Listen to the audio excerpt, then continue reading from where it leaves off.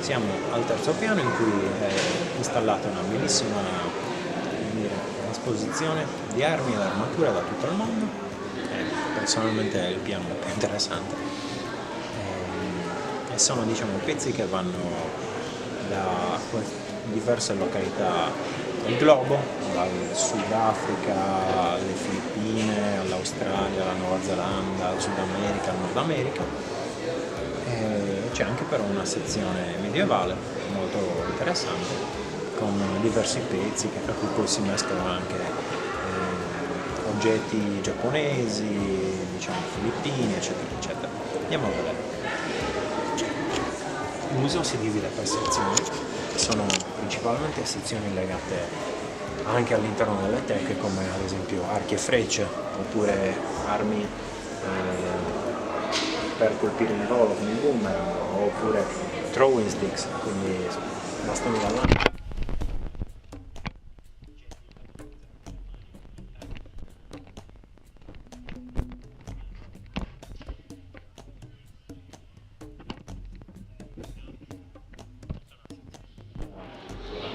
Diverse armi, ad esempio questa americana, oppure le armi delle Filippine, sono presenti diverse asce dell'Oceania, quindi spesso in selce o direttamente in legno,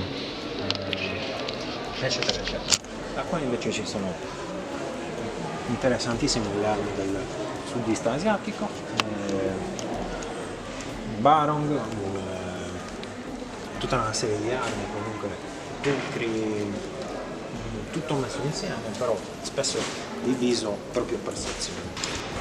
Siamo vicino alla sezione europea e come vedete qua sono diverse armi tipicamente occidentali, come la navaia spagnola, armi americane, principalmente coltelli, baionette o comunque spade, un Waxwork, una 5 dea,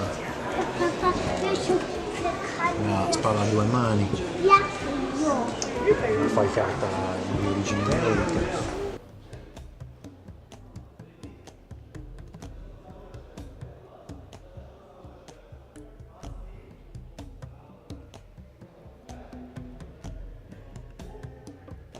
Spade in bronzo, una rapiera in bronzo, o comunque spade curve come ad esempio spade piratesche, un briquet francese. Veramente tantissima roba da vedere e da apprezzare. Asce africane, alabarde, armi in asta, è tutto molto bello e molto, come dire, compresso, tant'è che a volte si ha quasi un senso di disordine. Natura giapponese.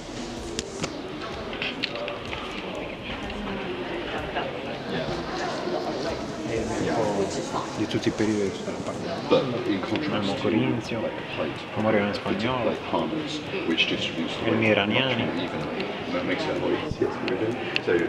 cotte di maglia utilizzate ancora in tempi recenti,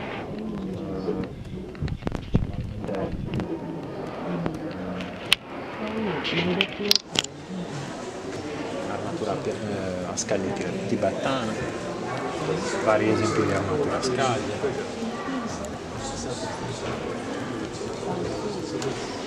armature organiche,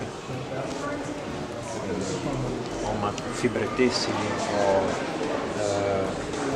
insomma armature imbottite. Queste sono polinesiane, africane. Finiamo così questo giro al Pitt River Museum, questo bellissimo museo localizzato praticamente in centro a Oxford. Qua vediamo la sala, insomma, una visione di tutti e tre i piani. E niente, da Alessandro Zeni, vediamo su questo canale per ulteriori video su armi e armature di tutte le parti del mondo. Vi auguro un caro saluto e a presto, ciao ciao!